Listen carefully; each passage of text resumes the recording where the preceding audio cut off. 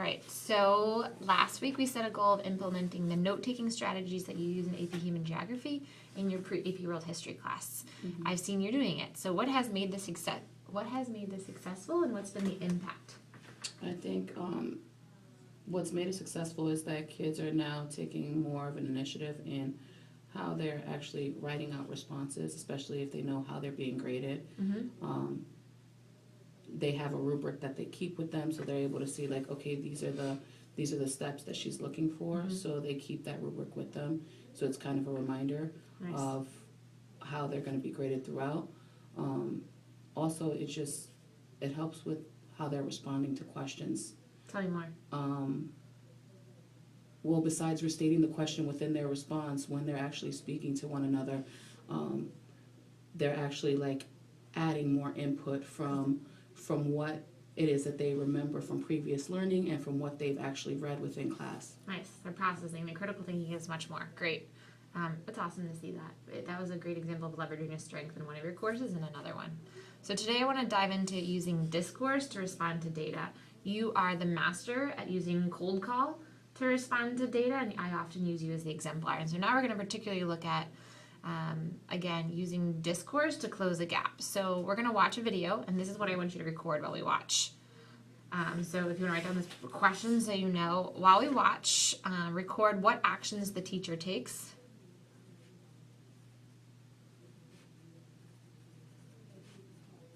to execute an effective discourse to close the gap.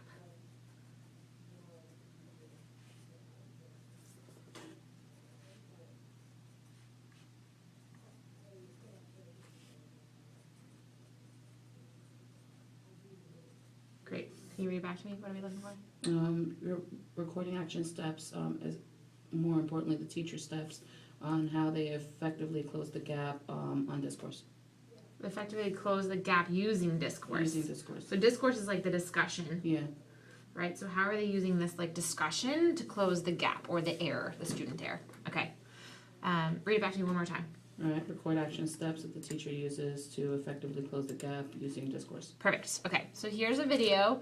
When I make it bigger, for some reason it doesn't play as well. So we're going to watch it small if that's okay, but I'll turn up the volume.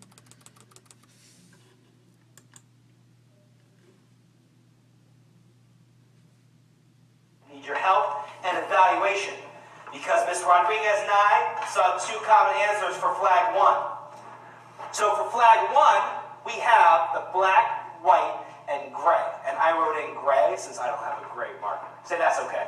That's okay. So I did that for each one. So for black, we saw a lot of one part's black. For white, 1 part white. And for gray, 1 part gray. That can start. And then also saw for black, 1/3 black, 1/3 white, and 1/3 gray. That can start. I see a lot of evaluation already. I want to know which one you agree with, the one, we'll call it option 1 on this side, or option 2 on this side. I'm looking to see who has great mathematical explanation in their turn to talk. Let's quickly poll. Who agrees with option 1? Who agrees with option 2? Can someone talk to me? Who wants to talk to me? Who wants to talk? Alicia, get started. I think option 2 is right because option 2 says 1/3, and 1/3 is 1 part of 3. And I agree it's 1 part of 3. And I agree because it's because we need 1 part, and I disagree with number 1 because number 1 doesn't make any sense because we don't know how much are you taking it from. Who likes to talk to me about option 1? Because she said option 2 is correct. Who wants to talk to me about why they think option 1 is not correct? You did yet? Option 1 is not correct because if you count how many parts are on the flag, you will have 3 parts. And option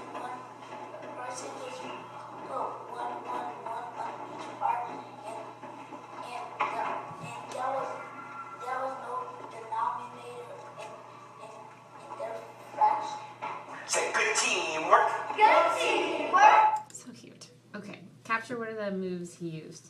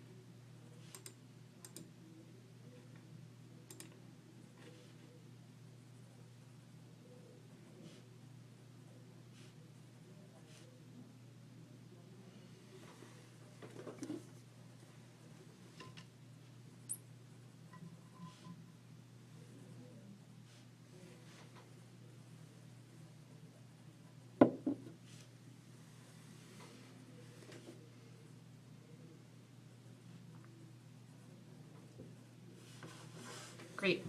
What are the effective moves you saw him use to use a discourse to close a gap? All right, so he gave examples based on the problem that was solved. Okay. As he gave those examples, he made sure that they were written on the board so that the scholars could actually see it, so that they knew that they had options to decide which answer was correct or incorrect. Then proceeded with a turn and talk for opinion based on that discussion with the use of vocabulary, because he wanted to make sure that the proper vocabulary was being used in order to respond to the problem. Then I saw him choose, like, I guess, a medium scholar, a medium to high scholar for a response, because everyone wanted a response, but he chose a medium to high scholar to respond. And then after that response was given, he asked for an elaboration on the same response, while going back and discussing how, all right, we know how this one is not correct, why is it not correct, and explain why the other option is correct. Perfect. You said all the things I did except for one thing. One other move that he did was he pulled the room. How So did he how do many it? put? I'm like, did I miss that? Let me see if I can find the exact moment. We saw a lot of one can start. And then the one, we'll call it option one. Let's quickly poll. Who agrees with option one? Who agrees with option two? Did someone talk to me? What's the value in polling the room? Every scholar actually has a voice at that point, so it's not like, well, we're just listening to 3 or 4 kids, we're listening to every kid in the room, and now they all have actually voted. Why is it important to do it like after the turn and talk? I think it's more effective when it's done after the turn and talk, because you're able to, like, decide where the misconception is and actually, like, break down the misconception so that they're not making that same mistake later on. Great. It's also just like good to get a visual. Like you can see that there are still a few kids raising their hand for that first one that was not right, and so you can be like, I need to tutor them at lunch. Awesome. So let's go into your class. So your usual MO is you're really great at show calling exemplary work and having kiddos ID the keys to the exemplar. What is the danger in just always only showing the exemplar? I think the key to showing only the exemplar is that scholars pretty much wouldn't be able to identify, they wouldn't be able to identify the steps that were incorrect if they're always saying what's always, like, the correct way, and they won't actually be able to, like, put the steps together on their own when it's time. Right. Because they're so used to being given, I guess, the right answer. Right. And so based on what we talked about today, what's going to be your action step? For my next class, I guess my action step since we're gonna try to like close that gap using discourse, obviously. Okay. But I guess like for my FRQ responses in my course, You just said it. Close the gap using discourse. yeah, So that's the what. Close the gap during discourse.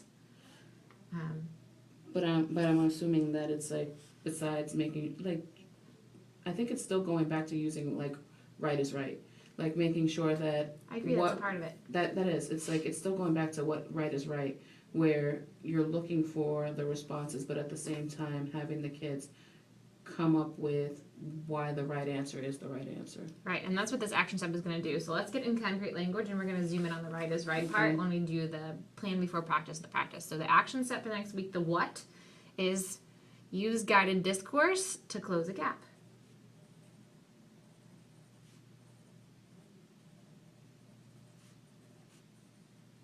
And to clarify, it can be for a part of an FRQ, it can just be for a question they had, after a lecture, it can be for any short-handed thing. Okay, and so here's how. You're going to use guided discourse to close the gap, and here's how.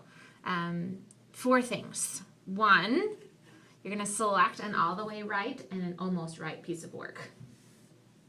Oh, you're really pushing me, huh? All the way right and almost right. Almost right. Okay. Second, turn and talk using vocab.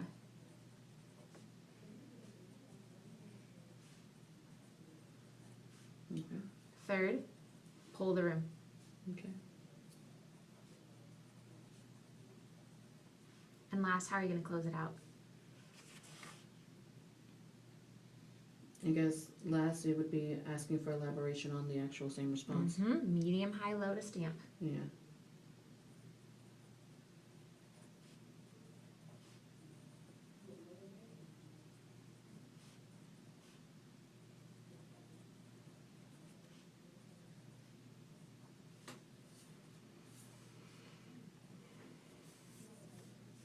Great, so read that back to me. What's the what of your action step, and what is and how are you going to do it?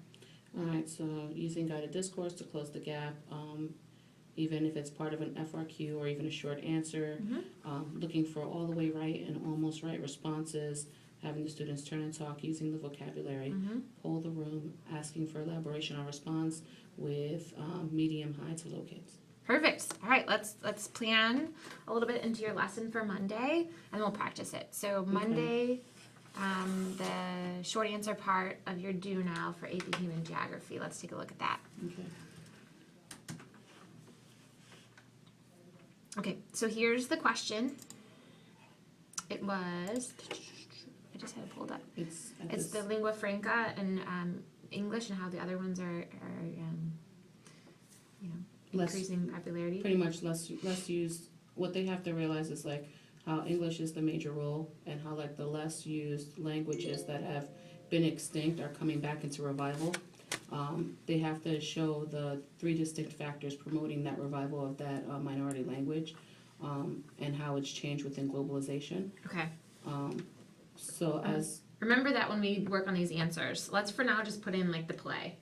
So you're going to use this discourse for,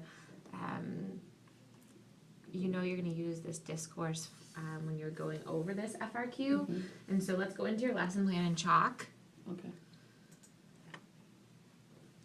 And scroll down to where it says start of, to the bottom of your do now.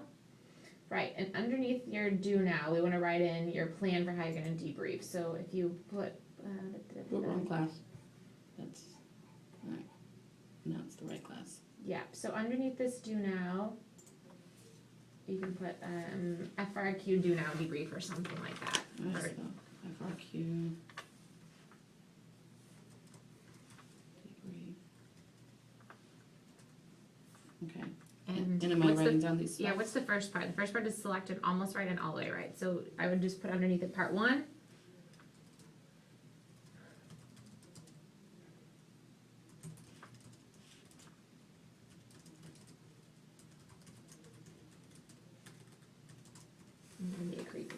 It's all right. Perfect. Now part 2 is what? Turn and talk using vocab. Turn and talk using vocab. And now here I wanted to know what specific vocab. just put in parentheses for yourself, so that way when you're listening, this is what you're listening for. You're not going to tell them the vocab to use, right? Because that'll defeat the purpose. But So put in the factors parentheses, would like be like note to self, tourism. listen for. Tourism, modern communication.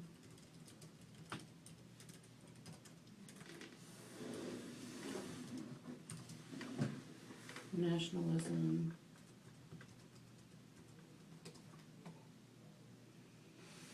Unity of the multicultural state. I think that's good for now. Okay. And then, so for, what happens next? After you have them turn and talk using vocab, you do what? Poll the room. Cool. And lastly? And then the last step is asking for elaboration on response. Start out with a medium, and then high. Got it. Perfect. Okay, go ahead and save that so we make sure it doesn't go away because, Yeah. you know, chalk.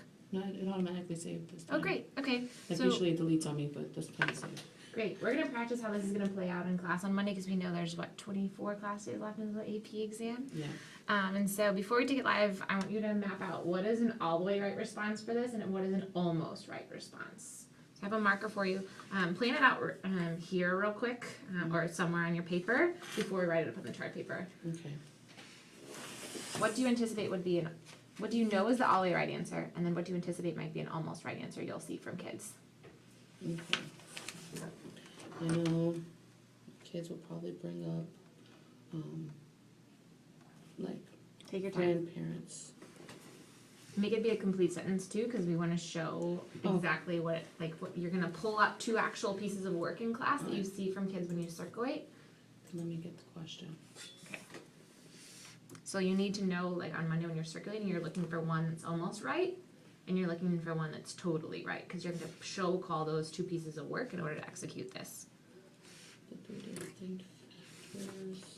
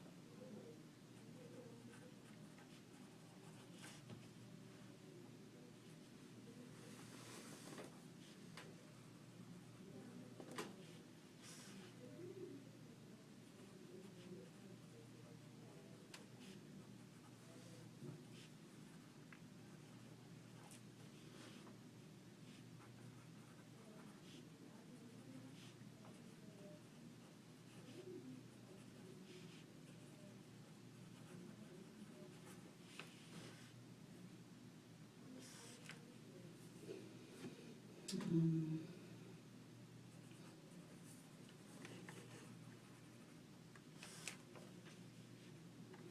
And since it's three factors, you can focus on just one. Oh. I would do one that's written totally perfectly, and then one that's not written all the way right. Okay, so should I change the response to just one factor if it's?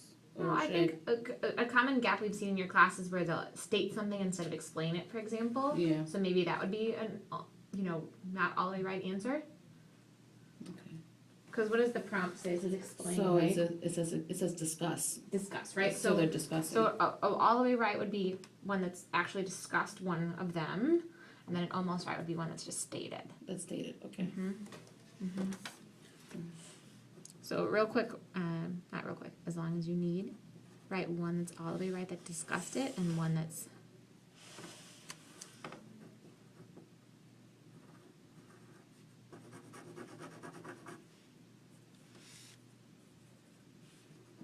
So, I'll do that.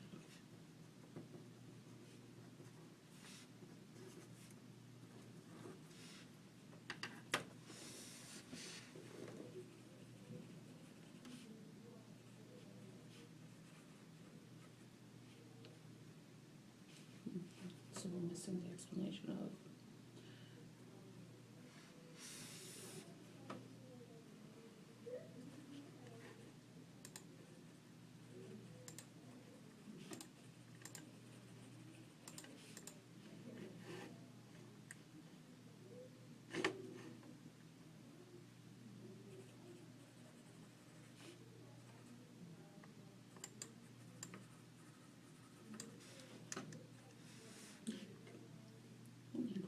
Ireland. Yeah, what is Ireland?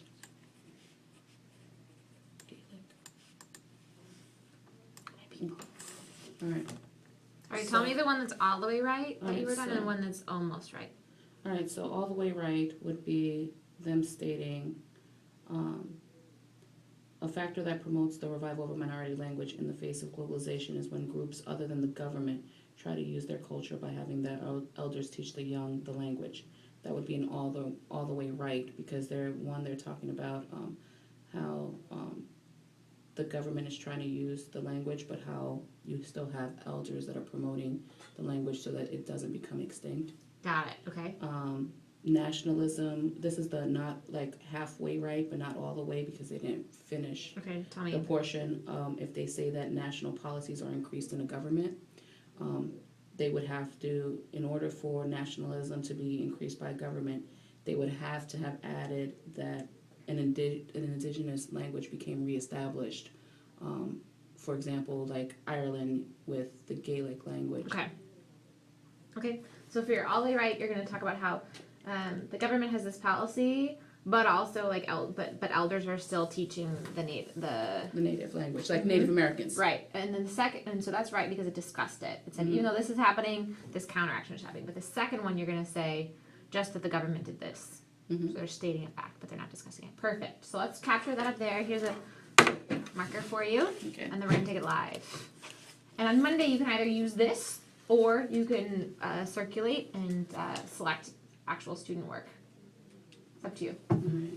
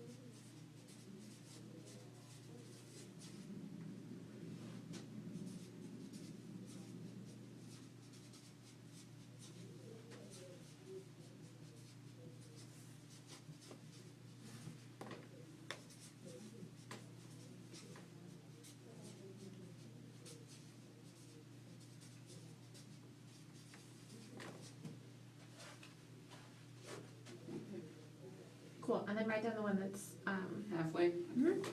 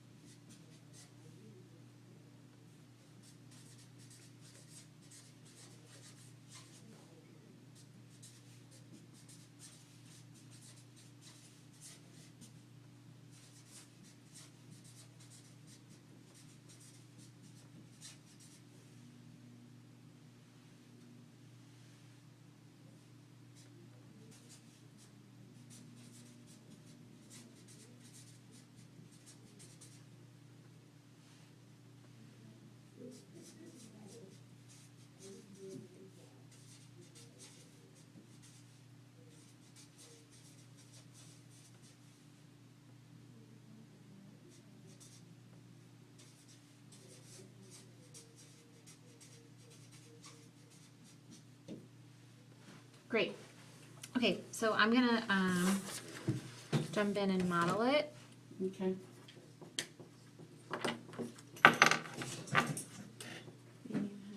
Before I have you. Okay. All right. All right, so ladies and gentlemen, as I was going around the room, I saw a lot of great responses.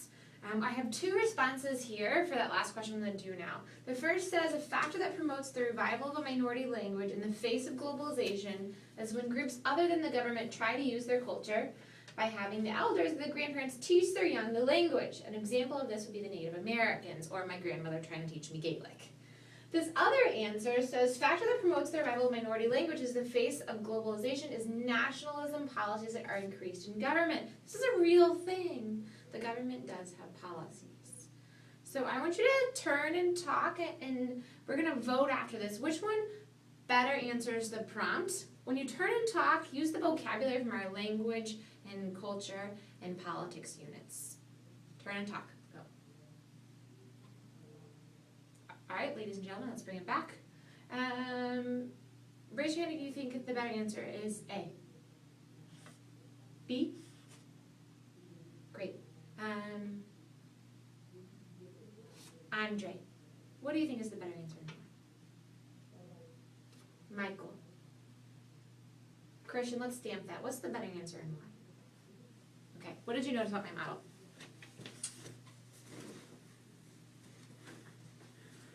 Wouldn't the second part of that be, okay, now that we said that, like after you heard two people stamping it, to say that, okay, so now that I hear the agreement that A is that A is the better answer, what is missing from B in order for us to make it better? Yeah, and you can, instead of me just saying Michael, you could have said, and Michael, oh great, Andre already told us that A is the better answer. Michael, can you tell us why B is not right and how to explain it? Yeah. That's a great question. Yep, totally fine. Okay, I'm like, I didn't know if that was like... No, totally fine. One thing that I want to point out, at the beginning, was it clear to you, do you think it would have been clear to students which one was right? Yeah, it would have been very clear. Well, I actually, let me take that back.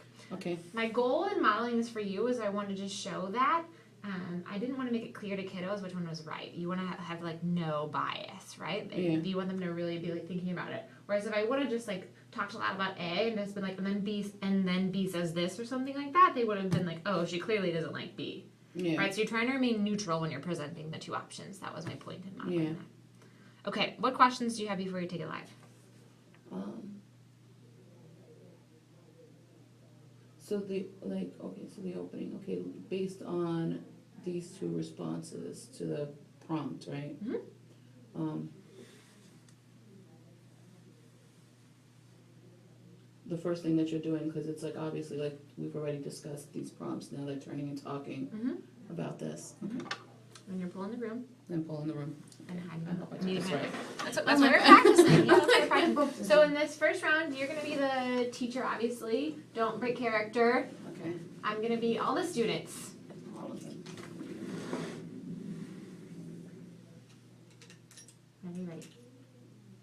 do I have to read, I wouldn't have to read these prompts out loud, right? Or would you have them? The prompt? No, I would just read the answers. Read the answers, okay? Yep. All right, so based on the FRQ that we just answered, I have 2 exemplars of what was actually written. Answer A has factors that promote the revival of a minority language in the face of globalization is when groups other than the government try to use their culture by having elders or grandparents teach their young the language. An example of this would be the Native Americans. Now, exemplar B shows that factors that promote the revival of minority language in the face of globalization is nationalism policies that are increased in the government. All right, so at this time, I want you to turn and talk to your partner and discuss which factors or which question or responses, which response answers the actual question.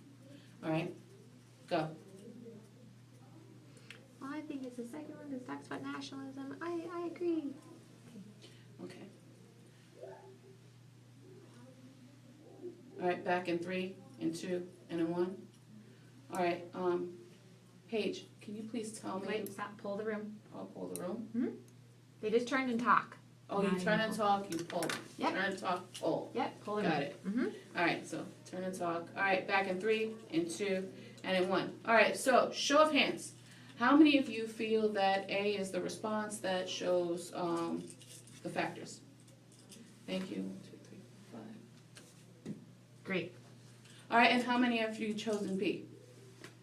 All right, so I have 8 to 4. All right, so now at this time, Paige, which response did you feel clearly answered the question? I think A, because it discussed it. It said a thing like the government's doing this, but it also then say, but on the other hand, like elders are doing this other thing. It discussed it. Okay. Now, what do you think would have made this answer B a stronger response, Michael? Well, B just says what the government did. It's stating something. It's not discussing it. And so it would have been better if they would have said, I don't really are increasing government. If they would have said like something that like people not part of the government were doing, like religious organizations or families or something like that. Okay, so when you think of nationalism, class, what do you think of? What sorts of things actually spark when you're thinking about nationalism? What makes nationalism what it Great. is I'm today? going to stop you there. We're going to do it again. Okay. So stay up there. Okay. It was effective when you really had me in the debrief, like you did it better than I did, and you had like me and Michael explain why it was wrong. It was also effective that when you had when you pulled the room, you put the tally marks, right? That's a really cool visualization for kiddos. Next time, at the beginning, you kept calling them exemplars, right? You're like, I have 2 exemplars here, and the first exemplar and the second exemplar. Is the second one an exemplar? No. No. And the 2 responses There's we 2 had. responses. 2 responses. Great. All right, so 2 responses. Yep. All right. So we're going to do it again so the language is sticky. We might have to do a 3rd time just so it sticks, but let's do it again from the start. And All right. which responses, not which Responses. exemplars, because that's the whole point here. That's not an exemplar. Yeah, got it. All right, so based on our FRQ question, I have 2 responses here. I Good. have response A and response B. For response A, it says the response actually answers the question by saying, factor that promotes the revival of a minority language in the face of globalization is when groups other than the Right, government... pause, take your hands out of your pocket. You never take your hands out of your pocket. Okay, Okay, again. all right. You know me all nervous now. All right, so I have 2 responses here, right? Response A states that a factor that promotes the revival of the minority language in the face of globalization is when groups other than the government try to use their culture by having elders or their grandparents teach their young the language. An example of this would be the Native Americans. Now in response B, it says factors that promote the revival of minority language in the face of globalization is nationalism policies are increased in a government. All right, so at this time, what I need you to do is I need you to turn and talk to your partner, and I want you to tell me which response actually answers the question. Mm-hmm. Go. I think response A, because it talked about families and government. I think B, because it says nationalism. All right, now we're back in 3, in 2, and in 1. All right, so show of hands.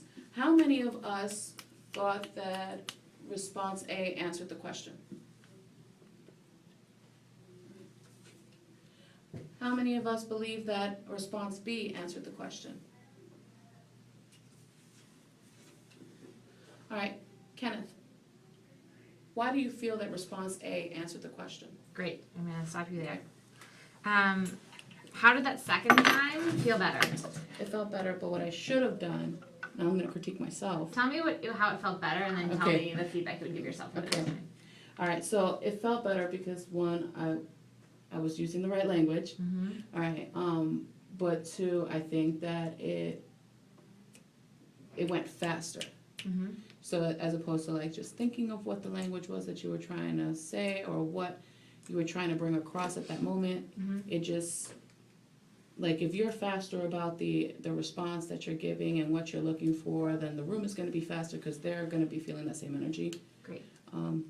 Next time, And I made you try. take your hands out of your pocket because then you taught like a real teacher then. That's not how you teach with your hands in your pocket. So thank you for doing that. Okay. Keep going. Next time, what would Next you do? time, try for myself would be when asking the question, I have to ask the question first, name the scholar second, not just For name cold call. for cold call. Okay. Yeah. So, great. So I'm going to come in and video this on Monday, second period. Okay. And if I see you With start my to hands like, in my pocket. No. no, you never do that. But if I see you start to like think through like what is supposed to be next, I'm going to go like this and just say go to your script because you have it in your lesson plan now. Okay. Okay? Okay. Thanks. No props.